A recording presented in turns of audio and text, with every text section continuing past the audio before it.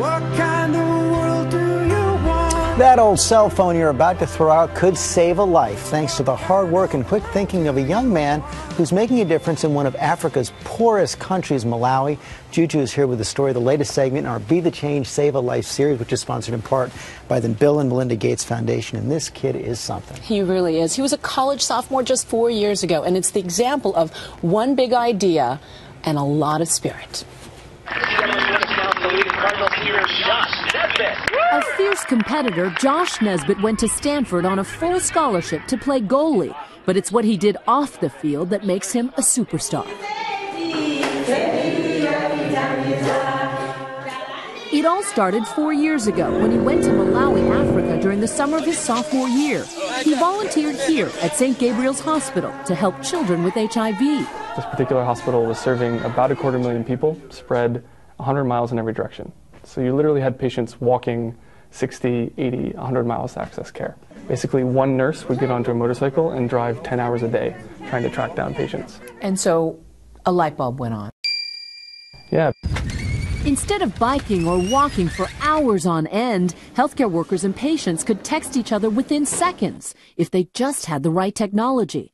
Back at Stanford, surrounded by high-tech engineers, Josh found a software guru who could make it happen. The guy living out of a van on the edge of campus who was hacking away and creating this open-source software platform called Frontline SMS. And took a copy of that software, a laptop, 100 recycled mobile phones, and a plane ticket. Back in Malawi, Josh set up an ad hoc network. Soon, the health workers were texting 100 miles in each direction. So someone out in the middle of rural Malawi will break their leg, or have an adverse reaction to their drugs. And the community health worker who now has a phone will text in to the local health facility, which might be 60 miles away. So you were like a global 911. Absolutely. The new technology allowed workers at St. Gabriel's to respond to emergency, diagnose patients, and keep track of their medical records, all via texts. Saving time, saving resources, saving lives. About 150 patients over 6 months received care who wouldn't have been seen otherwise. The tuberculosis officer came up to me and he said, "Josh, we've doubled the number of patients we're treating for tuberculosis now, after 6 months." And at that point, you're really at the point of no return. The problem was there weren't enough phones to meet the demand. Then, another light bulb. I was hit with the statistic that we are discarding 500,000 cell phones every single day.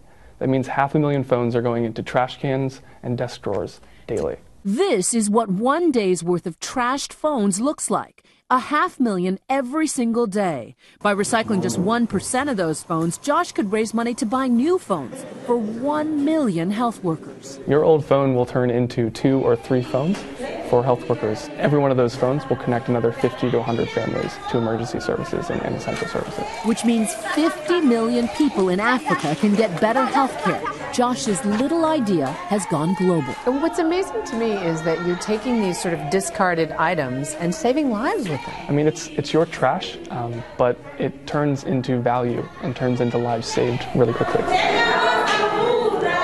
And Josh's Mobile Medic has moved well beyond Malawi. They've gone to 10 different countries, George, helping 3.5 million people. And it's just the power of one man and one idea. But this is how you can help. You can scour your drawers. You can go to the playroom where the kids play with the old cell phones and turn it in, and it can help save lives. And you can do it through Hope Phones. So simple. We have a lot more information on this at abcnews.com and saveone.net.